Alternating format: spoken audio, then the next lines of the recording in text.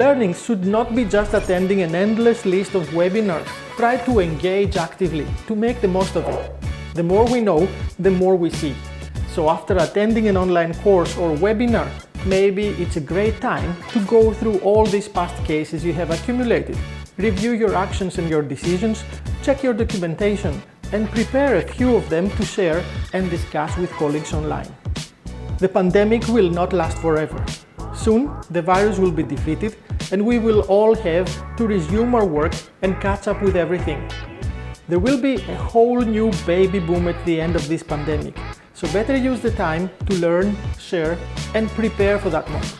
For now, let's make sure we all make it there, healthy, together with our loved ones, and continue to deliver great care. Stay healthy, stay strong.